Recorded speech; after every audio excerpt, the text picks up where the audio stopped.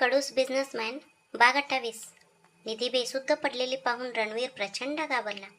तो धावतच तिच्या जवळ गेला.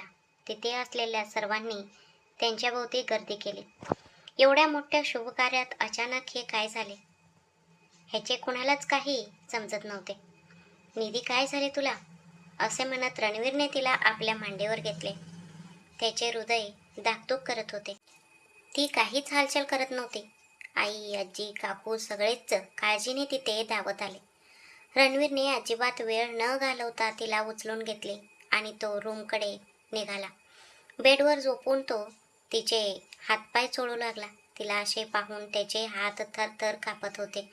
निधी, डोळे उघड, बोल ना प्लीज, असे म्हणत तो तिला जागी करण्याचा प्रयत्न करत होता. त्याच्या मागे आई लता देखील रूममध्ये आली. रणवीर, काय झालं रे निधीला? असे म्हणत आई तिच्या दुसऱ्या बाजूला येऊन बसली. माहीत नाही आई. ती अचानक चक्कर येऊन पडली. काहीही केले तरी ती डोळे उघडत नाही आहे. रणवीरचा आवाज भीतीने थरथरत होता. तू काळजी करू नकोस बाबा, थोडं धीर धर, शुभकार्य सुरू आहे, असे म्हणत आईने तिला शांत केले. तिने निधीच्या चेहऱ्यावर पाण्याचे हबके मारले. काही मिनिटांनंतर निधी शुद्धीवर आली. तिने डोळे उघडताच रणवीरचा जीव भांड्यात पडला. निधी, काय झाले तुला? अचानक का पडलीस असे म्हणत त्यांनी तिचा हात हातात घेतला. माहीत नाही रणवीर, सकाळी उठल्यापासून थोडे थकल्यासारखे वाटत होते. अचानक डोळ्यासमोर अंधारी आली, असे म्हणत ती उशीला टेकून बसली. काय ग निधी, सकाळी काही खाल्ले नव्हते का? काल पण तू खूप दमली होतेस. नेहमी काम काम म्हणून इकडे तिकडे धावत असतेस. तुला सांगितले होते ना थोडा रेस्ट कर म्हणून. आई, लता म्हणाल्या. लग्नाच्या घरात रेस्ट कसं करणार सासूबाई? गेल्या काही दिवसांपासून थोडे जास्त काम झाले, त्यामुळे असे झाले असेल इतकेच. जाऊ दे, आज कसेही करून लग्न पार पडले की घरी जाऊन रेस्ट करेन, असे निधी म्हणाली. लग्नाच्या धावपळीत तिचीच सगळ्यात जास्त धावपळ होत असल्याचे रणवीरने देखील पाहिले होते. आईने तुला सांगितले ते तुला समजत नाही का? लग्नाच्या आदल्या दिवशी एवढे काम करायचे आणि लग्नाच्या दिवशी असे चक्कर येऊन पडायचे का? तुला बुद्धी आहे की नाही? प्रकृती ठीक नसेल तर गप्प बसून रेस्ट करायचा असतो. बाकीचे काम पाहायला आम्ही सगळे आहोत ना इथे, असे रणवीर तिला जोरात रागवला. तिला थोडे प्रेमाने सांगू शकत नाहीस का तू? तिच्यावर असं का चिडतो आहेस? बिचारी मुलगी आधीच खूप थकली आहे, असे म्हणत आई लता उलट रणवीरवरच रागवले. जाऊ दे ना सासूबाई, यांचं सांगण्यावरून लग्नाच्या घरात मी काय मुक्या प्राण्यासारखी कोपऱ्यात बसून राहू का? हा थकवा वगैरे काही नाही. लग्न काय रोज रोज होते का? तुमचं मुलाला अजिबात बुद्धी नाही, असे निधी म्हणाले. निधीचा हा तोरा पाहून रणवीर धक्का झाला. काळजीपोटी विचारले तर ती उलट त्यालाच बोलत होती. बघा आई, तुमच्या सुनेचा नखरा. मी काळजीपोटी बोललो तर हिचा किती तोरा वाढला आहे.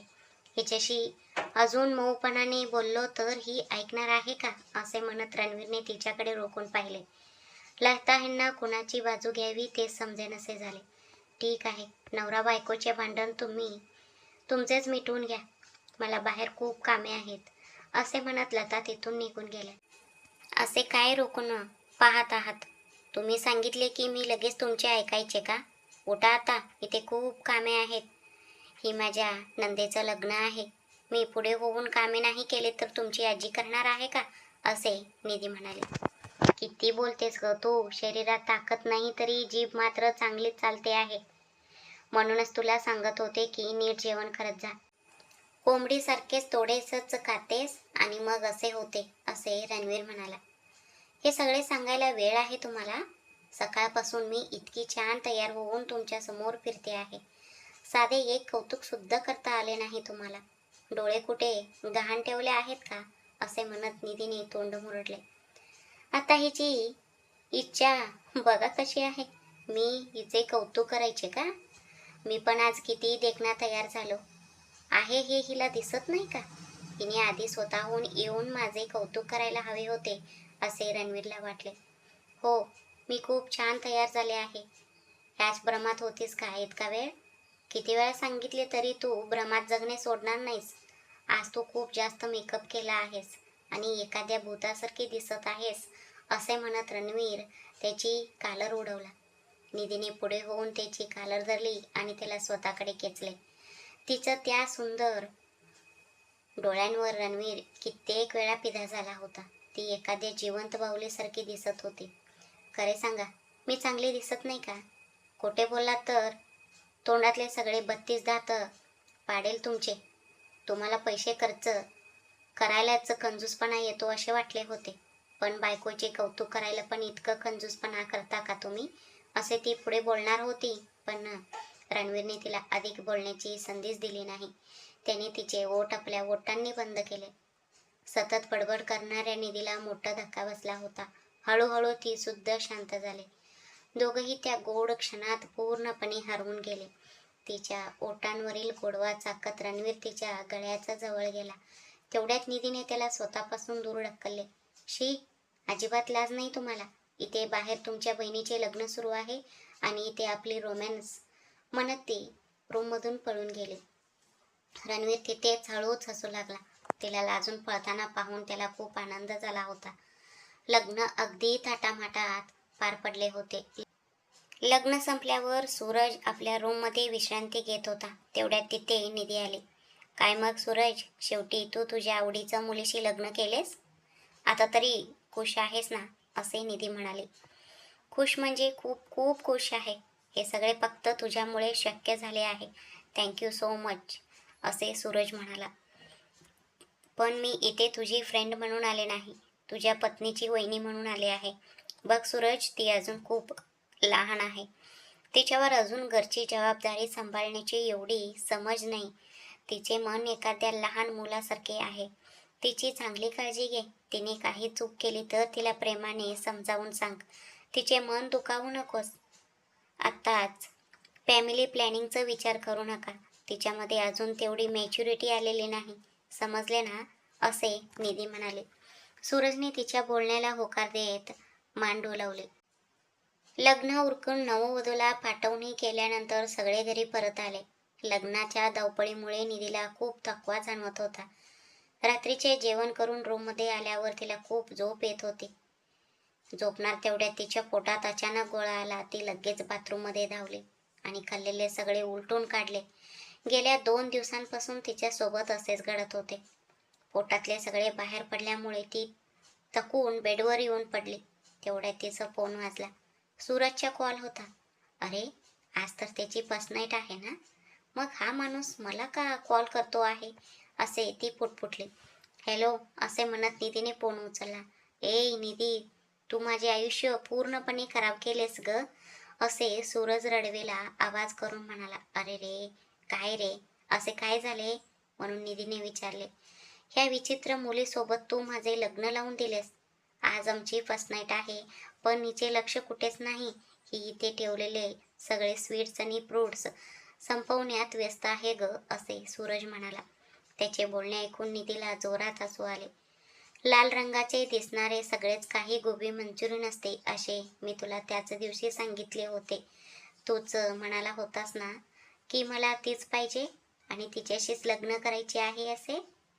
जाऊ दे, तिला रात्रभर बसून खाऊ दे. मी सांगितले आहे ना, तू इतक्यात फॅमिली प्लॅनिंग करू नकोस. आता गुपचूप शांतपणे झोप आणि फोन कट कर, असे म्हणत निधीने कॉल बंद केला. तिला अचानक सूरजचे बोलणे आठवले आणि पुन्हा एकदा मळमळायला लागून तिने उलट्या केल्या. तेवढ्यात तिथे रणवीर आला. रणवीरने तिच्या चेहऱ्यावरील घाम पुसला. निधी, काय झाले तुला, असे त्याने काळजीने विचारले. काही नाही, सकाळपासून खूप धावपळ झाली म्हणून थकवा आला आहे, असे निधी म्हणाले. तिने उलट्या होत असल्याचे विषय पूर्णपणे लपवून ठेवला. उगाच तो विनाकारण टेन्शन घेत बसेल असे तिला वाटले. ठीक आहे, झोप आता, असे म्हणत रणवीरने तिच्या अंगावर बेडशीट ओढली आणि तिच्या कपाळावर हलके चुंबन घेतले. दुसऱ्या दिवशी रणवीर ऑफिसला गेल्यानंतर देखील निधीला 2 ते 3 वेळा उलट्या झाल्या. अचानक एका कल्पनेने तिचे डोळे चमकले. तिच्या मनातील आनंद गगनात मावेनासा झाला आणि हृदयाचे ठोके वेगाने वाढले. पण लगेच इतका आनंद व्यक्त करायला नको. आजच मला खात्री करून घ्यावी लागेल, असे तिने ठरवले. निधीने लगेच घरात शेजारच्या मेडिकलमधून एका प्रेग्नन्सी किट आणली, पण घरातील धावपळीमुळे तिला स्वतःची तपासणी करायला वेळच मिळाला नाही. लताईने तिला कोणत्या तरी कामासाठी बोलवले होते. सासूबाईंसोबत स्वयंपाकघरात कामाला लागल्यामुळे तिची पूर्ण दुपार व्यस्त गेली. संध्याकाळच्या वेळी रणवीर देखील घरी आला. निधीला आपल्या मनावर अजिबात ताबा ठेवता येत नव्हता. जोपर्यंत पूर्ण खात्री होत नाही तोपर्यंत तिच्या मनाला शांतता लाभणार नव्हती. रात्री रणवीर शांतपणे झोपल्यानंतर निधीने शेवटी ती तपासणी केली. तिच्या पोटात एक लहान बाळ येणार होते हे समजताच निधीला खूप जास्त आनंद झाला. ती आनंदाने मनोमन देवाचे आभार मानू लागली. तिच्या डोळ्यातून आनंदाश्रू वाहू लागले. देव बाप्पा, शेवटी मी आई होणार, रणवीर बाबा होणार, ही गोड बातमी जेव्हा त्यांना समजेल तेव्हा ते किती आनंदी होतील याचा ती विचार करू लागले. तिने लगेच रणवीरला उठवण्याचा विचार केला, पण तो खूप गाढ झोपेत होता. त्याला झोपेतून उठून त्रास द्यायला तिचे मन तयार झाले नाही. तिने प्रेमाने त्याच्या कपाळावर चुंबन घेतले आणि ती त्याच्या कुशीत जाऊन झोपली. दुसऱ्या दिवशी सकाळी रणवीर जागा झाला तेव्हा निधी अजूनही झोपलेली होती. तिला उठवायला त्याचे मन धजावले नाही. गेल्या 2-3 दिवसांपासून तिची प्रकृती काही ठीक नव्हती. तिचे आरोग्य सारखे खालावत चालले होते. हिला दवाखान्यात दाखवण्यासाठी काय प्रॉब्लेम होत असेल असे म्हणत रणवीरने तिच्या अंगावरची बेडशीट व्यवस्थित केली आणि तो भात घ्यायला गेला. तो जेव्हा फ्रेश होऊन बाहेर आला तेव्हा निधी आळस देत उठून बसली होती. आज मी ऑफिसमधून लवकर येणार आहे, तू आवरून राहा, आपण हॉस्पिटलमध्ये जाऊन चेकअप करून घेऊयात. तुला एकदा सांगितलेले समजत नाही का, असे रणवीर म्हणाला. आज एवढ्या लवकर काय झाले तुम्हाला? कोणत्याही हॉस्पिटलमध्ये जाण्याची गरज नाही. मला तुम्हाला काहीतरी खूप महत्त्वाचे सांगायचे आहे. तुम्ही इथेच थांबा, मी लगेच तोंड धुवून येते, असे म्हणत निधी आनंदाने बाथरूमकडे धावले. सकाळी सकाळी ही इतकी खुश का आहे याचे रणवीरला खूप आश्चर्य वाटले. तिला स्वप्नात एखादी मोठी लॉटरी लागली आहे की काय, असाच विचार तो करत होता. रणवीर कपडे घालून ऑफिसला जाण्यासाठी तयार होत होता. तेवढ्यात निधी तोंड धुवून बाहेर आली. तिला काहीतरी सांगायचे होते. नेमके काय झाले आहे ते लवकर सांग, असे रणवीर म्हणाला. असे लगेच सांगण्यासारखी ही गोष्ट नाही आहो, असे म्हणत निधीने लाजून आपले डोळे खाली केले. सकाळी सकाळी ही काय नाटक करत आहे असे रणवीरला वाटले. जास्त लाजू नकोस, लवकर काय ते तोंड उघडून सांग, मला ऑफिसला जायला उशीर होत आहे, असे तो म्हणाला. निधी त्याच्या जवळ आली. तिने त्याच्या गळ्यात हात टाकले. माझ्या चेहऱ्यावर तुम्हाला काही नवीन बदल दिसतो आहे का ते सांगा, असे ती म्हणाली. रणवीर त्याच्या चेहऱ्याकडे रोखून पाहू लागला. काही नाही ग, तुझ्या गालावर फक्त एक लहान पिंपल आले आहे, बाकी काही नवीन दिसत नाही, असे रणवीर म्हणाला. त्याचे हे बोलणे ऐकून निधीचा चेहरा रागाने लाल झाला. तुम्ही बाबा होणार आहात रणवीर, असे म्हणत तिने त्याच्या गालावर हलकेच मारले. निधीच्या तोंडून ते शब्द ऐकून रणवीर शांत उभा राहिला. त्याला नेमकी काय प्रतिक्रिया द्यावी तेच समजत नव्हते. आपण जे ऐकले ते स्वप्न आहे की सत्य ह्या विचारात तो पडला होता. काय म्हणालीस? पुन्हा एकदा सांग जरा, असे रणवीर म्हणाला. त्याच्या हृदयाचे ठोके त्याला स्वतःला ऐकू येतील इतके वेगाने वाढले होते. तुम्हाला काय ऐकायला येत नाही का? मी जुन्या काळातल्या हिरोईन सारखे लाजून सांगावे असं विचार करत होते, पण तुम्हीच सकाळी सकाळी माझ्यावर चिडलात. मी आई होणार आहे ही स्वीट न्यूज तुम्हाला सांगणार होते, असे निधी म्हणाले. तिचे बोलणे पूर्ण होण्याचं आतच रणवीरने तिला घट्ट जवळ पकडून मिठी मारली. आनंदाच्या भरात रणवीरचे डोळे भरून आले होते. त्याच्या मुखातून शब्दच फुटत नव्हते. मी बाबा होणार आहे, आमच्या घरात एक लहान बाळ येणार आहे, ह्या विचाराने त्याचं आनंद गगनात मावेन असा झाला होता. अहो रणवीर, असे म्हणत निधीने त्याला बाणावर आणले. तो काहीच बोलत नसल्यामुळे तिने त्याला आवाज दिला होता. रणवीरने हळूच आपली मिठी सैल केली आणि तिचा चेहरा आपल्या हातात धरला. अगं ए वेडे, तू खरे बोलत आहेस ना? माझ्याशी कोणतीही चेष्टा करत नाही आहेस ना? जर अशी चेष्टा केली असलीस तर बघच आता, असे रणवीर आनंदाच्या भरात म्हणाला, या बाबतीत मी कशाला तुमच्याशी चेष्टा करेन. हे बघा इकडे. असे म्हणत निधीने ती प्रेग्नन्सी किट रणवीरच्या समोर धरली. त्या किटवर 2 गुलाबी रेषा उमटल्या होत्या. ते पाहताच रणवीरने आनंदाच्या भरात तिला उचलून घेतले आणि तो गोल गोल फिरवू लागला. अहो, सोडा ना मला, माझे डोके फिरत आहे. तुम्हाला सांगायलाच नको होते. लहान मुलासारखे काय काय करत आहात असे म्हणत निधीने त्याच्यावर खोटं खोटं राग दाखवले. रणवीरने तिला हळूच खाली उतरवले. तुला माझा आनंद कसं समजणार ग? मी ह्या गुड न्यूजची किती दिवसांपासून वाट पाहत होतो. आपल्या घरी एक लहान बाळ येणार आहे. आपण दोघे आई बाबा होणार आहोत. थँक्यू सो मच असे म्हणत रणवीर सतत बडबड करत होता आणि तिच्या कपाळावर चुंबन घेत होता. आनंदाच्या भरात आपले काय चालले आहे ह्याचे त्याला भानच नव्हते. तुमचा हा आनंद मला नाही समजणार तर मग कोणाला समजणार सांगा? मी तुमच्या बाळाची आई आहे. तुम्हाला खूप खूप अभिनंदन रणवीर. शेवटी तुम्हाला प्रमोशन मिळालेच असे म्हणत निधीने त्याच्या खांद्यावर हात ठेवला आणि त्याच्या ओठांवर गोड चुंबन घेतले. रणवीरच्या चेहऱ्यावर मोठा आनंद दिसत होता. घरच्यांना हा विषय सांगितलंस का? असे रणवीरने विचारले. नाही, अजून कोणाला सांगितले नाही. काल रात्रीच मला याबद्दल खात्री झाली.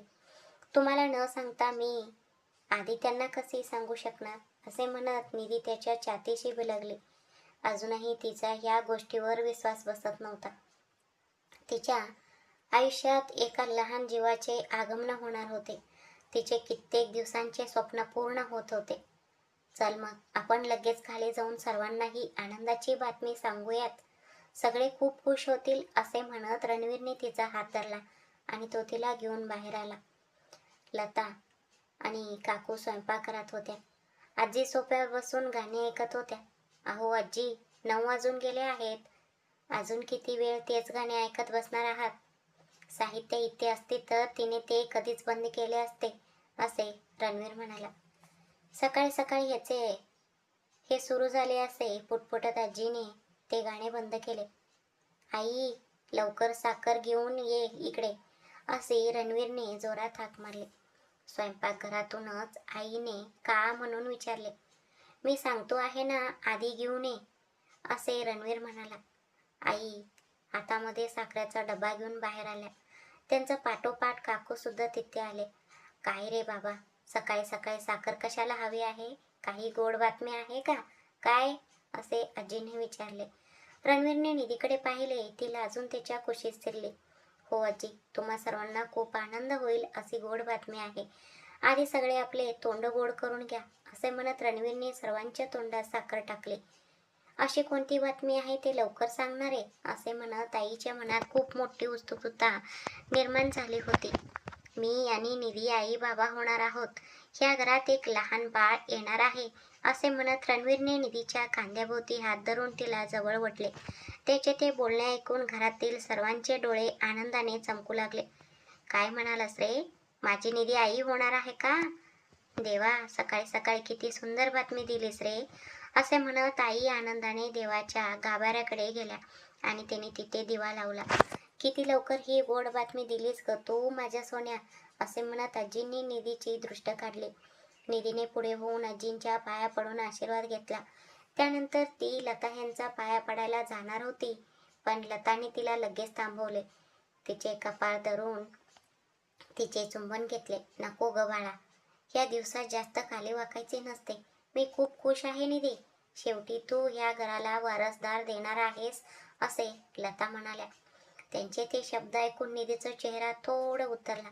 तिचा चेहरा अचानक असं का पडला हे रणवीरला समजले नाही. काय झाले ग बाळा? सासूबाई, जर मुलगी झाली तर असे निधीने हळूच विचारले. मुलगी झाली तर ह्या घरात साक्षात महालक्ष्मी आली असंच त्याचा अर्थ होईल असे लता म्हणाल्या. त्यांचे ते उत्तर ऐकून निधीचा चेहरा खुलला. तिने आनंदाने त्यांना घट्ट मिठी मारली. थँक्यू सासूबाई. मुलगा असो वा मुलगी, तुम्ही दोन्हींचं इतक्या आनंदाने स्वीकार करत आहात याबद्दल तुमचे खूप आभार असे निधी म्हणाले. अगं वेडे, मुलगा असो व मुलगी, ते आपल्याच वंशाचे दिवा असणार ना. बर, आता कितवा महिना सुरू आहे ग? असे आईने विचारले.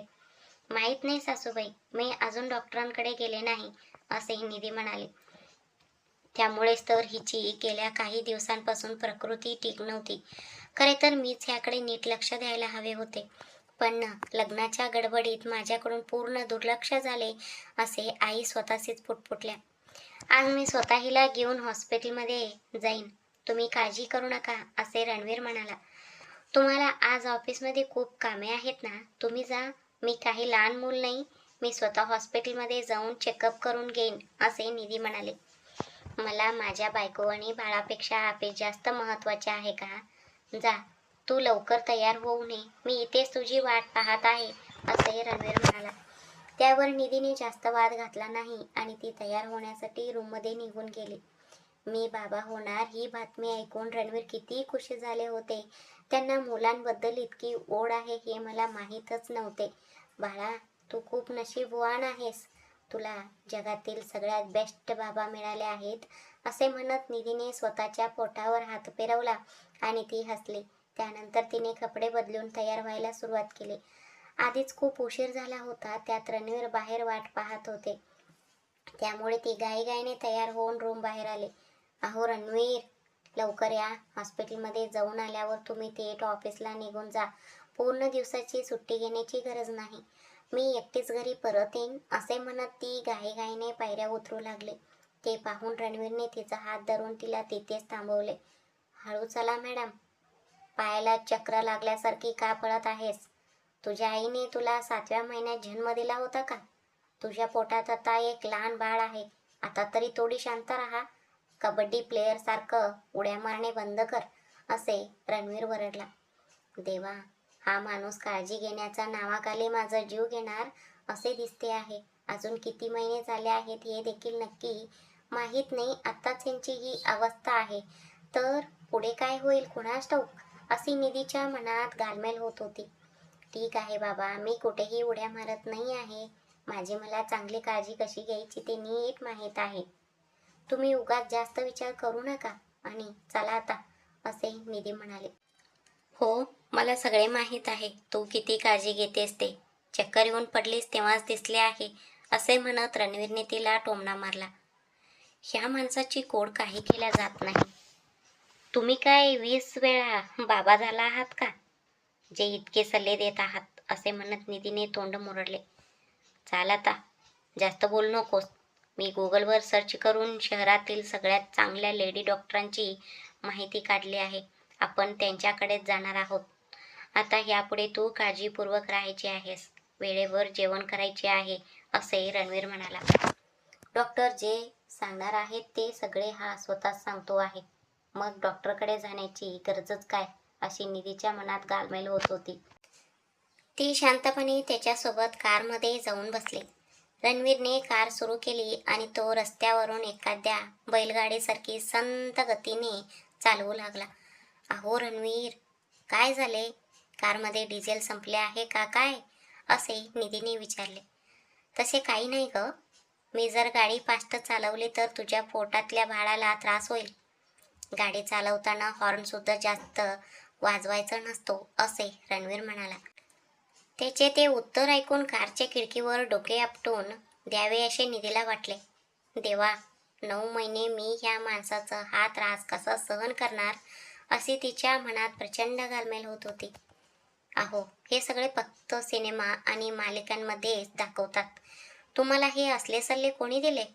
गप्प तोंड बंद करा आणि गाडी वेगाने चालवा, तुम्ही जर अशी गाडी चालवली तर आपण रात्रीपर्यंत सुद्धा हॉस्पिटलमध्ये पोहोचणार नाही, असे निधी रागाने म्हणाले.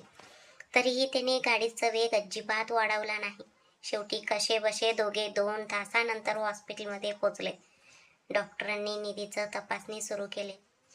डॉक्टर, बाळ कसे आहे, असे निधी विचारले.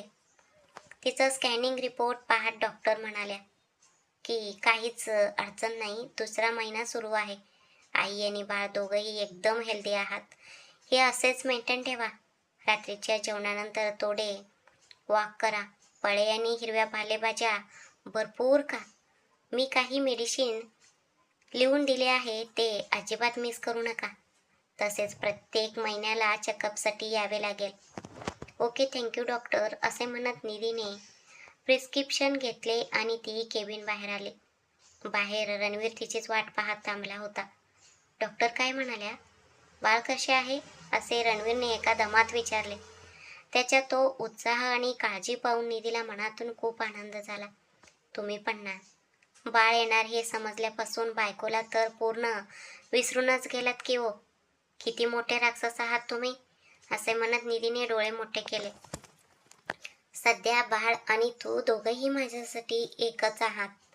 तुझ्याशी वाद घालत बसायला मला वेळ नाही. मी जरा डॉक्टरशी बोलून येतो. तू इथेच थांब, असे रणवीर म्हणाला. निधी औषधे घेण्यासाठी फार्मसीकडे गेले. रणवीर डॉक्टरशी बोलून बाहेर आल्यावर दोघंही घरी जाण्यासाठी कारमध्ये बसले. गाडी सुरू करण्यापूर्वी रणवीरने एक मोठी चिठ्ठी उघडली आणि त्यावर नजर फिरवली. हे काय आहे म्हणून निधीने आपली बोवई उंचावून विचारले. डॉक्टर जे काही सांगत होत्या ते सगळे मी ह्या चिठ्ठीवर लिहून ठेवले आहे ग, नाहीतर मी विसरून गेलो असतो. तुला जेवणात काय द्यायचे आणि कोणती औषधे कधी द्यायची हे सगळे ह्यात आहे. तुझ्यावर अजिबात विश्वास नाही मला. गोळ्या औषधे पाहिली की मळमळते म्हणून तू पळून जातेस. म्हणूनच मी स्वतः सगळे लिहून आणले आहे, असे रणवीर म्हणाला. दोघंही घरी पोचले. रणवीरने निधीला पायऱ्याही चढू दिल्या नाहीत. त्याने तिला थेट आपल्या हातांवर उचलून घेतले आणि तो आत घेऊन गेला. तुम्हाला हे थोडे जास्तच वाटले आहे असे वाटत नाही का? अजून फक्त 2 महिनेच झाले आहेत. पुढील 8 महिने मी ह्या घरात काय हेलिकॉप्टरने फिरू का, असे निधीने रागाने विचारले. तुला हवे असेल तर मी ती व्यवस्था देखील करेन ग. तुला हे जास्त वाटू शकते, पण मला माझा आनंद व्यक्त करायचा आहे, असे रणवीर म्हणाला. त्याने निधीला हळूच बेडवर बसवले आणि तो वॉशरूमकडे निघून गेला. तेवढ्यात निधीला काहीतरी आठवले. तिने स्वतःचं एक मोठं फोटो आणून बेडच्या समोर थेट डोळ्यांसमोर दिसेल अशा ठिकाणी लावला. तेवढ्यात रणवीर बाहेर आला. त्याने तो फोटो पाहिला. हे काय आहे तू तुझ्या फोटो इथे का लावलंस? आधी तर हा इथे नव्हता, असे तो म्हणाला. हो, मीच लावला आहे. तुम्हाला माहित नाही का, प्रेग्नन्सीच्या काळात आपण ज्याचा फोटो जास्त पाहतो आपले बाळ अगदी तसेच जन्माला येते.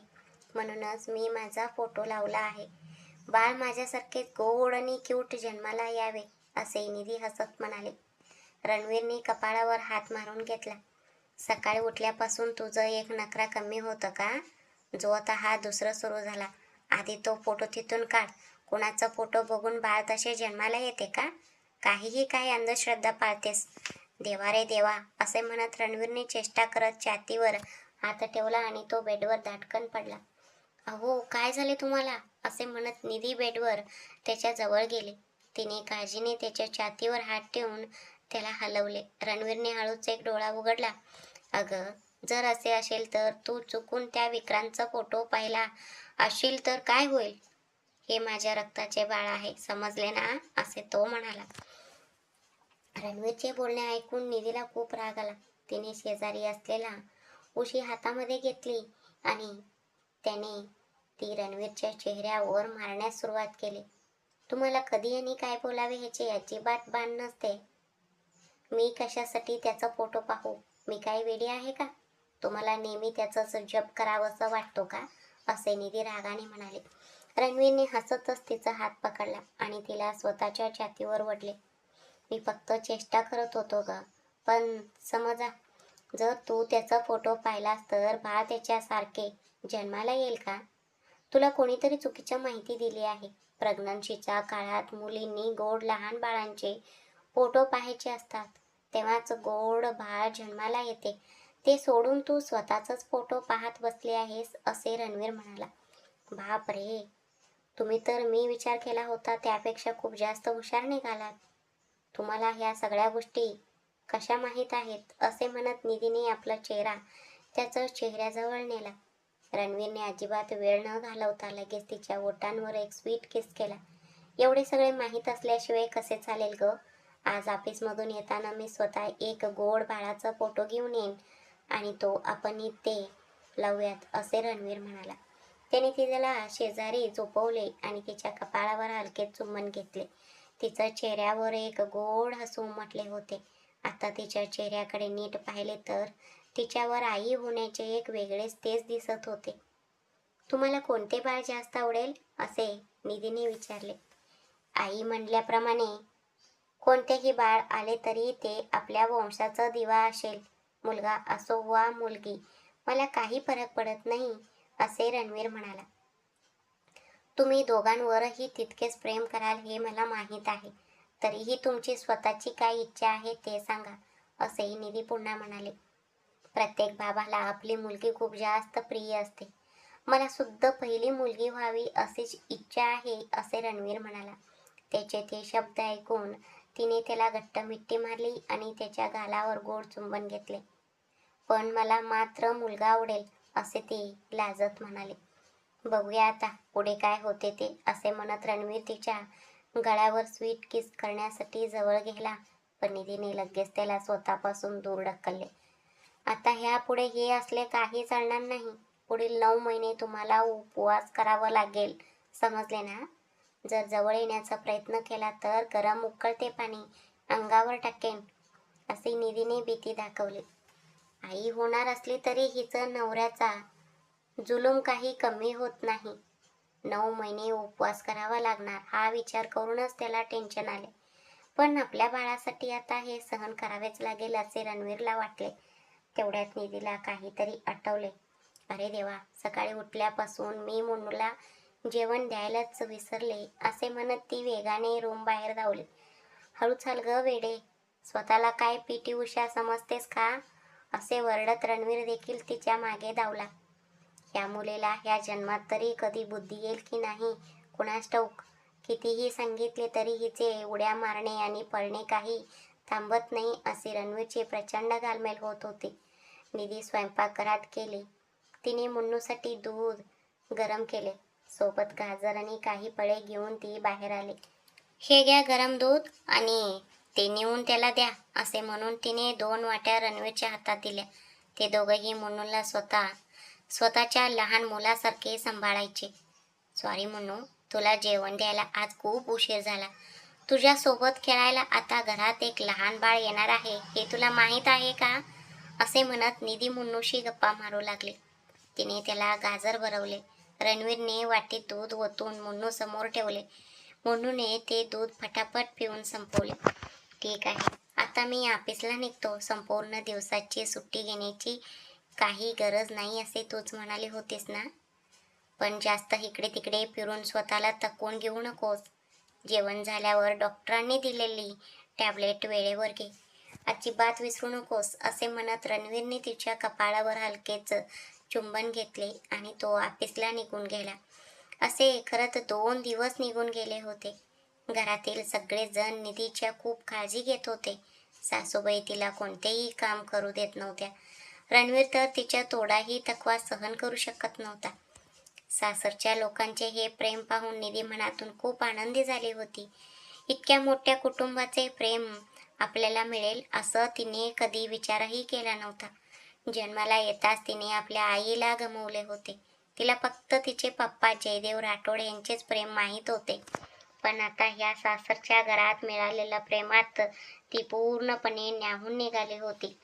त्या दिवशी रणवीर ऑफिसला गेला होता. निधी आजीसोबत गप्पा मारत बसली होती आणि लता स्वयंपाकघरात होत्या. तेवढ्यात घराच्या दारातून निधी अशी हाक आली. तो आवाज ऐकून तिने मागे वळून पाहिले. तिचे पप्पा जयदेव राठोड थेट घरी आले होते. त्यांना पाहून तिला खूप मोठे आश्चर्य वाटले. पप्पा असे म्हणत निधी आनंदाने धावत केली आणि तिने त्यांना घट्ट मिठी मारली. खूप दिवसानंतर पप्पांना समोर पाहून तिच्या डोळ्यातून आनंद अश्रू वाहू लागले. पप्पा तुम्ही इथे? मला काही सांगायचे तरी होते असे निधी म्हणाले. मी आजोबा होणार आहे ही एवढी मोठी बातमी तू मला सांगितलीस का? दुसऱ्या लोकांकडून मला हे समजायला हवे का असे म्हणत जयदेव राठोड हिने कोटे कोटे रागवायचे नाटक केले. सॉरी पप्पा, मी स्वतः घरी येऊन तुम्हाला सरप्राईज देणार होते असे निधी म्हणाले. तिचे बोलणे ऐकून पप्पा हसले. रणवीरने तुझं सगळा प्लॅन खराब केला ना, असे ते म्हणाले. रणवीरनेच पप्पांना फोन करून ही गोड बातमी दिली असणार हे आधीच निधीच्या लक्षात आले होते. ह्या माणसाचे पोटात काहीच टिकत नाही. अजून किती लोकांना हा ओरडून सांगून आले आहे कोणास ठाऊक, अशी तिची मनातल्या मनात घालमेल होत होती. त्याच्यावर कशाला उगीच रागवतेस? त्याचा आनंद त्याला गगनात मावेनासा झाला आहे, असे म्हणत पप्पाने रणवीरची बाजू घेतली. ठीक आहे पप्पा, या आणि इकडे या, बसा. मी तुमच्यासाठी कॉफी घेऊन येते, असे म्हणत निधी त्यांना घेऊन आली. तिने त्यांना सोफ्यावर बसवले. आजी आणि लता यांनी पुढे होऊन त्यांना नमस्कार केला. निधी, तू इथे बस, मी कॉफी घेऊन येते. तू तुझ्या पप्पांसोबत गप्पा मार, असे म्हणत सासूबाईंनी तिला जबरदस्तीने तिथे बसवले आणि त्या स्वतः स्वयंपाकघरात गेल्या. निधी पप्पांसोबत खूप आनंदाने गप्पा मारत बसली होती.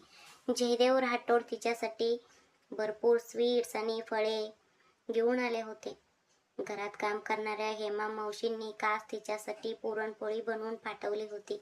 मी स्वतः तिच्यासाठी मुलगा शोधत होतो, पण असा एवढा चांगला परिवार आणि स्थळ मला कधीच मिळाले नसते. माझ्या मुलीला तुम्ही तुमच्या स्वतःच्या मुलीसारखे सांभाळत आहात. तुमचे हे उपकार मी कसे फेडू हेच मला समजत नाही आहे, असे म्हणत जयदेव राठोड यांनी सर्वांचे आभार मानले. अहो, असे काय बोलता? ह्यापेक्षा मोठी दुसरी कोणती गोष्ट असू शकते का? सुनेची चांगली काळजी घेणे हे आमचे कर्तव्यच आहे ना. आमच्या घरची मुलगी सुद्धा लग्न करून दुसऱ्याच्या घरी गेली आहे. आम्ही जर हिला मुलीसारखे सांभाळले तर ही सुद्धा आमच्यावर तितकेच प्रेम करणार ना. तुमच्या मुलीला आमच्या घरात दिल्याबद्दल उलट आम्हीच तुमचे आभार मानतो, असे लता म्हणाल्या. सर्वजण एकत्र बसून गप्पा मारत होते. डिलिव्हरीसाठी हिची पाठवणी अजिबात माहेरला करायची नाही, असे आजींनी अगदी ठामपणे सांगितले. तिथे तिची काळजी घ्यायला कोणीच नाही हे सर्वांना चांगले माहीत होते. पप्पा देखील आजींच्या ह्या बोलण्याशी पूर्णपणे सहमत झाले. पप्पा निघायला तयार झाल्यावर निधीला खूप वाईट वाटले. पप्पा, प्लीज आजचा दिवस इथेच थांबा ना. रणवीर संध्याकाळी लवकर येतील. त्यांना न भेटताच जाणार का तुम्ही? असे म्हणत ती त्यांच्याकडे थांबवण्याचा हट्ट करू लागली. नाही ग बाळा, मला उद्या सकाळीच ड्युटीवर हजर व्हावे लागेल. मी पुढच्या संडेला नक्की येईन आणि रणवीरशी फोनवर बोलेन, असे पप्पा म्हणाले. निधी अतिशय नाराज होऊन त्यांना निरोप देण्यासाठी कारजवळ आली. जयदेव राठोड यांनी निधीच्या कपाळावर हलके चुंबन घेतले. काळजी घे बाळा, आता तू एकटी नाहीस, तुझ्या पोटात एक लहान बाळ आहे. तू जितकी जास्त काळजी घेशील तितके कमीच आहे. तू एका जागी शांत बसत नाहीस, असे रणवीर सांगत होता. तसे अजिबात करू नकोस, स्वतःला सांभाळ, असे पप्पा म्हणाले. ह्या माणसाने इतक्या लवकर पप्पांचे कान भरले देखील. आता हा मला दिवसभर बेडला बांधून ठेवणार, अशी निधीच्या मनात घालमेल होत होती. असे काही नाही पप्पा, मला चांगली माहीत आहे स्वतःची काळजी कशी घ्यायची ते. तुम्ही अजिबात काळजी करू नका आणि आरामात जा, असे निधी म्हणाले. मला तुझ्यापेक्षा माझ्या जावईवर जास्त विश्वास आहे, म्हणूनच मी आता काळजीमुक्त होऊन चाललो आहे, असे म्हणत पप्पा हसले. तुम्ही कधीपासून मला सोडून त्यांच्यावर विश्वास ठेवायला लागलात, असे म्हणत निधीने खोटा राग दाखवून तोंड मुरडले. त्या विक्रांतने तुझ्यासोबत वाईट वागण्याचा प्रयत्न केला, त्याबद्दल तू मला काहीच सांगितले नाहीस. मला रणवीरने फोन करून सगळा प्रकार सांगितला. तुला हे सगळे साधे आणि छोटे विषय वाटतात का? जर त्यामुळे तुला काही झाले असते तर ह्याला कोण जबाबदार असते, असे पप्पांनी विचारले. बाप रे, पप्पांना ही गोष्ट देखील रणवीरने सांगून ठेवली आहे, अशी निधीच्या मनात प्रचंड घालमेल होत होती. काय विचार करते आहेस तू? तो पुन्हा तुझ्यावर अटॅक करणार नाही याची काय गॅरंटी आहे? तू एका कमिशनरची मुलगी आहेस निधी. कुणालाही घाबरण्याची गरज नाही. हा विषय तू आधीच मला सांगायला हवं होतंस. आता तू जास्त विचार करू नकोस. मी त्याची दूरच्या भागात ट्रान्सफर करून टाकली आहे. आता तो पुन्हा कधीच तुला त्रास देणार नाही, असे पप्पा ठामपणे म्हणाले. निधीने शांतपणे पप्पांच्या छातीवर डोके टेकवले. थँक्यू पप्पा, पण त्याच्यासारखे प्राणी जर पोलीस डिपार्टमेंटमध्ये राहिले तर पूर्ण डिपार्टमेंटचे नाव खराब होईल ना, असे निधी म्हणाले. त्या दिवशी विक्रांतने तिच्यासोबत केलेले गैरवर्तन अजूनही तिच्या डोळ्यासमोर जसेच्या तसे उभे राहत होते. हो ग बाळा, त्याला नोकरीवरून कायमचे काढून टाकण्यासाठी मी नक्कीच काहीतरी मार्ग शोधतो. तू जास्त काळजी करू नकोस, असे म्हणत पप्पांनी तिच्या डोक्यावरून हात फिरवला. पप्पांना निरोप देऊन आल्यावर निधीने काही वेळ बेडवर पडून रेस्ट केला. तेवढ्यात तिच्या कपाळावर कुणाच्या तरी ओठांचा मऊ स्पर्श झाला आणि तिने हळूच डोळे उघडले. रणवीर तिच्या समोरच बसला होता. अहो रणवीर, तुम्ही कधी आलात? असे म्हणत निधी उठून बसू लागले. काही हरकत नाही, तू झोपून राहा, मी आत्ताच आलो. पप्पा आले होते ना? असे रणवीर म्हणाला. हो, तुम्ही येईपर्यंत त्यांनी खूप वेळ वाट पाहिली. त्यांना उद्या ड्युटीवर हजर व्हायचे होते, म्हणून ते लवकर निघून गेले, असे निधी म्हणाले. जाऊ दे ना, आपण दोघे स्वतः एक दिवस तुमच्या घरी जाऊन राहून येऊयात. मला एक इम्पॉर्टंट कॉल आहे. तू तोपर्यंत रेस्ट कर, असे म्हणत रणवीर मोबाईल हातात घेऊन गॅलरीकडे निघाला. निधीला सारखे झोपून खूप बोर होत होते. आपण थोडे वॉक करावे असा तिने विचार केला, पण अर्धा तास झाला तरी रणवीर अजूनही कॉलवरच व्यस्त होता. निधी स्वतः बेडवरून उठली आणि तो उभा होता तिथे गेले. तेवढ्यात रणवीरचे काही शब्द तिच्या कानावर पडले. बघा, कोणत्याही परिस्थितीमध्ये हा प्रोजेक्ट मिस होता कामा नाही. शर्मा फॅमिलीचे घरचे लग्न म्हणजे आपल्यासाठी खूप मोठी संधी आहे. हा काही साध्या प्रोजेक्ट नाही, यातून आपल्याला लाखो रुपयांचा नफा मिळणार आहे. पण शर्मा फॅमिली हा प्रोजेक्ट त्या सनशाईन इव्हेंट्स कंपनीला का देत आहे? हे लग्न आपल्यालाच मॅनेज करायचे आहे. हा प्रपोजल आपल्याकडेच आला पाहिजे. त्या कंपनीचं हेड विवेक आहे ना, त्याला काही दिवस कामापासून लांब ठेवा. त्याला थोडं त्रास द्या, पण लक्षात ठेवा, त्याच्या जीवाला कोणतेही धोका निर्माण होता कामा नये. फक्त काही दिवस तो बेडवरून उठू शकणार नाही इतकीच अडचण निर्माण करायची आहे. मग पर्याय नसल्यामुळे शर्मा फॅमिली स्वतःहून आपल्याकडेच येईल, असे रणवीर फोनवरून सांगत होता. त्याचे हे बोलणे ऐकून निधीला प्रचंड मोठा धक्का बसला. स्वतःच्या पैशांचा फायद्यासाठी हा माणूस इतक्या खालच्या पातळीवर जाऊ शकतो? रणवीरकडून तिला अशी अजिबात अपेक्षा नव्हती. रणवीर, असे म्हणत निधीने रागाने त्याला हाक मारली. तिचा आवाज ऐकून मागे वळताच त्याने लगेच कॉल कट केला. काय झाले निधी? तुला रेस्ट करायला सांगितले होते ना, असे रणवीर म्हणाला. आधी तुम्ही फोनवर काय बोलत होता ते सांगा. कुणावर संकट आणणार आहात तुम्ही? तुम्हाला असे वागताना लाज वाटत नाही का, असे निधी चिडून म्हणाले. रणवीरने कपाळावर हात मारून घेतला. हे बघ निधी, ह्या सगळ्या गोष्टी तुला समजणार नाहीत. बिझनेसमध्ये टिकून राहण्यासाठी हे सगळे करावेच लागते. मी काही त्याला हानी पोचवत नाही आहे, फक्त एक छोटी अडचण आणणार आहे इतकेच, असे त्याने अगदी सहज उत्तर दिले. त्याचे हे निष्काळजीपणाचे उत्तर ऐकून निधीचा राग अधिकच वाढला. ती छोटी अडचण जर मोठी झाली आणि काही अघटित घडले तर काय कराल तुम्ही? तुम्ही त्याचे आयुष्य परत आणू शकाल का? किंवा तो नेहमीसाठी आजारी पडला तर काय कराल? स्वतःच्या फायद्यासाठी दुसऱ्याचं आयुष्याशी खेळणे चुकीचे आहे, असे निधी म्हणाले. ह्या गोष्टींचा हिशोब तू करू नकोस. तू तुझ्या खोलीत शांत राहा. मी तुला कशाची कमतरता पडू दिली आहे का? माझ्या प्रेमात काही कमतरता आहे का? मी जे काही करतो आहे ते फक्त तुझ्यासाठी आणि आपल्या येणाऱ्या बाळासाठीच करतो आहे. निधी, तू फक्त स्वतःच्या आरोग्याची काळजी घे आणि माझ्या कामात अजिबात लक्ष देऊ नकोस, असे रणवीर रागाने म्हणाला. अशा चुकीच्या मार्गाने मिळवलेल्या पैशांची मला अजिबात गरज नाही. तुमच्या अशा कृत्यांचा परिणाम आपल्या बाळावर होऊ देणार नाही मी. तुमचं फोन द्या मला आधी.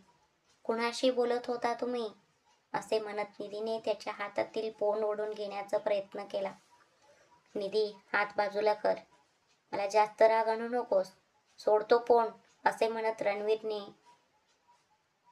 रागारागात स्वतःचा हात मागे घेतला. आधी फोन द्या मला रणवीर, असे ती वरडली. ए, सोड मला, असे म्हणत त्याने तिला बाजूला सारण्याचा प्रयत्न केला, पण त्याच्या धक्का लागल्यामुळे तिचा तोल जाऊन खाली पडताच निधीने पोट धरून जोरात किंचाळले. तिचा तो आवाज ऐकेपर्यंत रणवीरच्या क्रोधावर त्याचे नियंत्रण नव्हते. पण ती खाली पडताच तो एका क्षणात पूर्णपणे हादरून गेला. त्याचे संपूर्ण अवसान घडले. निधी म्हणजे त्याचा जीव होती आणि आता तर तिच्या उदरात एका नवीन जीवाची पालवी फुटली होती. आपण रागाच्या भरात हे काय करून बसलो या विचाराने त्याला प्रचंड पश्चाताप झाला. निधी असे म्हणत रणवीरने अत्यंत भीतीपोटी तिला हाक मारली. त्याने धावत जाऊन तिचे डोके आपल्या मांडीवर ठेवले. निधीने आपले डोळे घट्ट मिटून घेतले होते आणि ती वेदनेने विवळत होती. तिला त्या अवस्थेत पाहून रणवीरचा जीव पूर्णपणे टांगलेला लागला. निधी, काय झाले ग तुला? जरा इकडे माझ्याकडे बघ ना. डोळे उघड निधी, प्लीज माझ्याशी बोल असे म्हणत तो वेड्यासारखा तिला बिलगला आणि रडू लागला. आपल्या स्वतःच्या बाळाला आपल्याच हाताने आपण संकटात टाकले या विचाराने तो आतून तुटला होता. क्रोधावर ताबा न ठेवता आल्यामुळे ती गरोदर आहे हे देखील विसरून आपण तिच्याशी इतके कठोर वागलो. आता पुढे काय करावे हेच त्याला सुचत नव्हते. आई ग असे म्हणत निधीच्या वेदना आणखी वाढल्या. तिच्या डोळ्यातून पाण्याच्या धारा वाहू लागल्या. काही होणार नाही निधी, तुला काहीच होणार नाही आणि आपल्या बाळालाही मी काही होऊ देणार नाही असे म्हणत रणवीरने तिला लगेच आपल्या हातांवर उचलून घेतले आणि तो बाहेर धावला. निधीला त्याच्या हातांमध्ये अशा अवस्थेत पाहून बाहेर हॉलमध्ये बसलेल्या लता यांना खूप मोठा धक्का बसला आणि त्या अत्यंत घाबरल्या. अरे देवा, रणवीर, काय झाले माझ्या निधीला असे अत्यंत काळजीने विचारत लता देखील त्याच्या मागे धावत बाहेर आल्या. रणवीरने लगेच निधीला कारच्या मागच्या सीटवर झोपवले. आई सुद्धा लगेच कारमध्ये बसल्या. रणवीरच्या डोळ्यातून सतत अश्रू वाहत होते. त्याने लगेच कार हॉस्पिटलच्या दिशेने वेगाने वळवली. तिला आणि बाळाला काहीही झाले तर मी स्वतःला कधीच माफ करू शकणार नाही का असे त्याच्या मनात येत होते. देवा, मी तुझ्या पुढे हात जोडतो, दोघांनाही काही होऊ देऊ नकोस अशी तो मनोमन प्रार्थना करत होता. डोळ्यात येणारे पाणी पुसत त्याने गाडीचा वेग आणखी वाढवला. हॉस्पिटलमध्ये पोहोचताच डॉक्टरांनी निधीला लगेच ऍडमिट करून घेतले. वॉर्डच्या बाहेर रणवीर एखाद्या निर्जीव मूर्तीसारखं शांत बसून राहिला होता. त्याची बुद्धी पूर्णपणे बधीर झाली होती. रणवीर, आता तरी सांगशील का नक्की काय घडले आहे माझ्या निधीला असे लता म्हणाल्या. त्या सुद्धा रणवीर सारखाच प्रचंड घाबरलेल्या होत्या. रणवीरच्या मुखातून शब्दच फुटत नव्हते. आपल्या पत्नीची आणि बाळाची ही अवस्था केवळ आपल्यामुळेच झाली आहे हे तो आईला कसे सांगणार हाच विचार तो करत होता. रणवीर, तोंड उघडून काहीतरी बोल. आता काय झाले आहे ते सांगणार आहेस की नाही असे लता जरा जोरात म्हणाल्या. हे सगळे माझ्यामुळे झाले आहे आई. मी खूप मोठा गुन्हेगार आहे. ती गरोदर आहे हे विसरून मी रागाच्या भरात तिच्याशी कठोर वागलो आणि तिला बाजूला सारले असे म्हणत रणवीरने घडलेला सर्व प्रकार आईला सांगितला. हे ऐकताच आईने रागाच्या भरात रणवीरच्या गालावर जोरदार एक चापट मारली. हे काय करून बसलास तू? तुला पैशांचा कितीही लोभ असला तरी तुझे तिच्यावर खरे प्रेम आहे असे वाटले होते मला, पण ते सगळे खोटे होते हे तू आज दाखवून दिले आहेस. तुला तुझ्या पत्नी आणि बाळापेक्षा पैसा जास्त मोठा वाटला ना? ती तुझ्या मुलाला पोटात बाळगून असताना तू एखाद्या राक्षसासारखं कसं वागू शकलास? तिला आणि बाळाला काही झाले तर मी मरेपर्यंत तुला कधीच माफ करणार नाही असे लता म्हणाल्या. त्यांचे ते बोलणे ऐकून रणवीर आणखीनच घाबरला. जन्माला येणाऱ्या बाळाबद्दल त्याने हजारो स्वप्ने पाहिली होती. त्या बाळाला काही झाले तर तो स्वतःला तरी कसं सांभाळणार? आई, प्लीज असे बोलू नका ना. माझ्या बाळाला आणि निधीला काहीही होणार नाही. त्यांना काही होऊ नये. ते दोघेही माझा जीव आहेत. मी त्यांना काही होऊ देणार नाही असे म्हणत रणवीरने आपले तोंड झाकून घेतले आणि तो जोरात रडू लागला. एका क्षणाचा रागाने किती मोठा अनर्थ घडला होता. निधी, मला सोडून जाऊ नकोस. या पापी माणसाला फक्त एकदा माफ कर असे तो मनातल्या मनात यातना करत होता. तिला ऍडमिट करून 2 तास झाले तरी आतून कोणतीच माहिती आली नव्हती. रणवीरची भीती आणखीन वाढली होती. तो आपले हात चोळत वॉर्डच्या बाहेर इकडून तिकडे फेऱ्या मारत होता. तेवढ्यात तिथून एक नर्स बाहेर आली. सर तुम्हाला डॉक्टर आत बोलवत आहेत, जा तुम्ही, असे ती म्हणाली. रणवीर डॉक्टरांच्या केबिनमध्ये जाऊ लागला. त्याच्यासोबत लता सुद्धा आत गेल्या. बसा इथे, असे डॉक्टरांनी सांगितले. त्यांचा तो गंभीर चेहरा पाहून रणवीरला आणखी जास्त भीती वाटू लागली. त्याच्या छातीचे टोके वेगाने वाढले होते. डॉक्टर, माझी निधी कशी आहे? माझे बाळ सुरक्षित आहे ना? ते दोघे ठीक आहेत ना? काही धोका तर नाही ना? असे रणवीरने अत्यंत काळजीने आणि एका दमात विचारले. आधी तुम्ही स्वतःला शांत करा, नाहीतर आम्ही तुम्हाला संपूर्ण विषय कसा सांगणार, असे डॉक्टर म्हणाले. सांगा डॉक्टर, माझी सून कशी आहे? आम्हाला खूप भीती वाटत आहे. ती अगदी बरी आहे, असे एकदा सांगून टाका ना, असे लता म्हणाल्या. आपल्या चष्मा काढून बाजूला ठेवत डॉक्टर गंभीर आवाजात बोलू लागल्या. ही गोष्ट सांगताना मलाही खूप वाईट वाटत आहे, पण सांगावेच लागेल. I am sorry. पोटाला जोरात धक्का लागल्यामुळे बाळ वाचू शकले नाही. तुमच्या पत्नीचे मिसकॅरेज झाले आहे. आम्ही उपचार करून तिची प्रकृती सांभाळली आहे, पण तुमच्या पत्नीला अजूनही पूर्णपणे सुद्धा आलेले नाही, असे डॉक्टरांनी सांगितले. त्यांचे ते शब्द ऐकताच रणवीरच्या पायाखालची जमीनच सरकली. त्याच्या डोळ्यासमोर पूर्णपणे अंधारी आली. शरीरातील रक्तभिसरण थांबल्यासारखे त्याला जाणवू लागले. आपले बाळ आता या जगात नाही का? नाही, यावर त्याचा अजिबात विश्वास बसत नव्हता. असे कधीच घडू शकत नाही असे त्याला वाटत होते. नाही डॉक्टर, नाही, तुम्ही नीट तपासणी केली नाही असे वाटते आहे. माझ्या बाळाला काहीच झालेले नाही. प्लीज तुम्ही आणखी एकदा चेक करा ना. परवाच तर आम्ही स्कॅनिंग रिपोर्टमध्ये माझ्या बाळाचे हृदयाचे टोके पाहिले होते ना. असे काहीही बोलू नका तुम्ही. माझे बाळ मला सोडून जाऊ शकत नाही. मी तर आताच माझ्या बाळासाठी लहान खेळणी आणून ठेवले आहेत. त्याचे काय नाव ठेवायचे याचा विचार सुद्धा करून ठेवला आहे. माझे बाळ जिवंत आहे. मी तुमच्या पाया पडतो डॉक्टर, जरा नीट बघा ना, असे म्हणत रणवीर एखाद्या वेड्यासारख्या बडबड करू लागला. ते कठोर सत्य पचवणे त्याला अजिबात शक्य होत नव्हते. तुमचे दुःख मी समजू शकतो, पण तुम्हाला सत्य स्वीकारावेच लागेल. तुमच्या मनाची तयारी करा.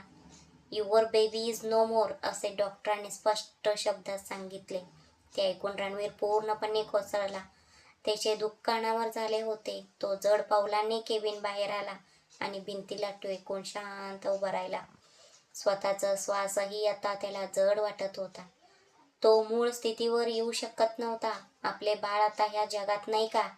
इतके दिवस तो निधीची पोलासारखी काळजी घेत होता. बाळाबद्दल त्याने कितीतरी स्वप्ने पाहिली होती. ती सगळी स्वप्ने आज एका क्षणात संपली होती का? आईला रणवीरचा प्रचंड राग आला होता. काय रे, असं गप्प उभा राहिला आहेस?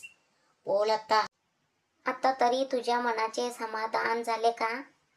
अरे पापी माणसा, तू माझा मुलगा आहेस असे सांगायलाही मला लाज वाटते आहे. मी तुला किती वेळा सांगितले होते की पैशांचा हा हट्ट सोडून दे म्हणून. आज तुझ्या ह्याच हट्टामुळे तुझ्या स्वतःच्या बाळाचा जीव गेला ना. ज्या बाळाला हातात घेऊन खेळवायचे होते, त्या बाळाला जन्म घेण्यापूर्वीच तू संकटात टाकलेस. आता निधी शुद्धीवर आल्यावर तिला काय उत्तर देणार आहेस तू? तुझ्या ह्या कोट्यावधी रुपयांनी त्या बाळाचा जीव परत येईल का? बोल आता, असे म्हणत आईने रागाच्या भरात त्याचा कॉलर धरला. त्याच्या त्या बोलण्याने रणवीर श्वास घेणेही विसरल्यासारखं शांत उभा राहिला. बाळ आता नाही, ही बातमी ऐकूनच त्याचा अर्ध जीव गेला होता. आईला कोणतेही उत्तर न देता तो तिथेच खाली बसला. त्याच्या डोळ्यातून सतत पाण्याचे थेंब गळत होते. तेवढ्यात तिथे एक नर्स आली. पेशंटला शोध झाली आहे, तुम्ही जाऊन पाहू शकता, असे ती म्हणाली. आता तिच्या समोर कसे जावे? माझे बाळ कुठे आहे, असे तिने विचारले तर मी काय उत्तर देऊ? कोणत्या तोंडाने तिच्या समोर जाऊ? देवा, तू इतका निर्दयी कसा असू शकतोस? माझ्या चुकीची शिक्षा तू निधीला का दिलीस? रणवीरच्या मनात प्रचंड घालमेल होत होती. चल, तिला काय उत्तर देणार आहेस ते दे चल, असे म्हणत आईने रणवीरचा हात धरला आणि त्याला वडतच खोलीच्या आत नेले. डोळ्यात अश्रू घेऊन बेडवर पडलेल्या निधीला कदाचित आधीच सर्व सत्य समजले होते का? ती अत्यंत केविलवाण्या नजरेने रणवीरकडे पाहत होती. तो क्षण पाहण्याऐवजी ह्या जमिनीने आपल्याला पोटात घ्यायला हवे होते असे रणवीरला वाटले. निधीच्या तोंडातून एकही शब्द बाहेर पडत नव्हता. तिच्या त्या शांततेमुळे रणवीर प्रत्येक क्षणाला आतून संपत होता. तो तिच्या जवळ गेला. तिचा हात हातात धरून तो ढसाढसा रडू लागला. सॉरी निधी, मी खूप मोठा गुन्हेगार आहे. माझ्यामुळेच आपल्या बाळाला संकटात जावे लागले. तू मला जी शिक्षा देशील ती मी भोगायला तयार आहे. माझ्यासारख्या माणसाला ह्या जगात जगण्याचा कोणताही अधिकार नाही. आपल्या बाळाच्या अशा अवस्थेला मीच कारणीभूत ठरलो. आता मी जगणार नाही असे वेड्या सारखे बडबडत रणवीरने तिचा हात स्वतःच्या गालावर मारून घेतला. पण निधी मात्र कोणतेही हालचाल न करता एखाद्या जिवंत शवासारखी शांत पडून होती. पेशंटला जास्त त्रास देऊ नका, त्यांना आत्ता शुद्ध आले आहे असे म्हणत तिथे आलेल्या नर्सने रणवीरला थांबवले. त्याने स्वतःचे डोळे पुसले आणि तिच्या कपाळाजवळ जाऊन हळूच म्हणाला, मला माफ करून टाक निधी, तिला रेस्टची गरज आहे, चल बाहेर असे म्हणत आईने त्याचा हात धरला आणि त्याला खोली बाहेर आणले. काही वेळाने हॉस्पिटलची सर्व प्रक्रिया पूर्ण करून त्यांनी निधीला डिस्चार्ज घेतला आणि सगळे घरी परत आले. घरात आल्यापासून निधीचे ते मौन रणवीरला सुयासारखे टोचत होते. घरातील कोणीही आता रणवीरकडे डुंकूनही पाहत नव्हते. तिच्या समोर थांबलं तर पश्चातापाने माझा श्वास गुदमरेल असे वाटल्यामुळे रणवीर अस्वस्थ होऊन घराबाहेर निघून गेला. निधी हॉस्पिटलमधून डिस्चार्ज होऊन घरी आल्यापासून तिने घरातील कोणाशीही एक शब्दही बोलली नव्हती. ती सतत शांत राहून फक्त रडत असायची. घरातील सर्वजण बाळ आता ह्या जगात नाही ह्या विचाराने अत्यंत दुःखी झाले होते. रणवीर घरातून बाहेर निघून गेल्यावर घरातील प्रत्येकजण निधीचे सांत्वन करण्यासाठी तिच्या खोलीत आले होते. आजींनी तिच्या डोक्यावरून हात फिरवत डोळ्यात अश्रू आणले. असे काही घडेल असा विचार आम्ही स्वप्नातही केला नव्हता ग बाळा. तुझ्या पोटात वाढणारे ते बाळ हे जग पाहण्यापूर्वीच शांत झाले, याचे आम्हाला खूप मोठे दुःख झाले आहे असे म्हणताना आजीचा आवाज पूर्णपणे भरून आला होता. तिथे उपस्थित असणाऱ्या प्रत्येकाच्या डोळ्यात पाणी आले होते. बेडवरून हळूच उठून बसत निधी बोलू लागले, आता तुमचे हे रडणे आधी थांबवणार का तुम्ही सर्वजण? असे काय झाले आहे म्हणून सगळे इतके रडत आहात? अगं निधी, काय बोलत आहेस तू? आमच्या मांसाचा दिवा तुझ्या पोटातच विझून गेला आणि तो काय झाले आहे म्हणून आम्हालाच विचारते आहेस? तुम्ही आजकालच्या मुले आहात, तुम्हाला ह्या सगळ्या गोष्टींचे काही वाटत नाही. एक गेले तर दुसरे येईल असा विचार करता तुम्ही सर्वजण. पण तो एक जिवंत जीव होता, माझ्या नातवाचे रक्त होते ते. असे सगळे घडल्यावर आम्हाला दुःख होणार नाही का? असे आजी रागाने म्हणाल्या.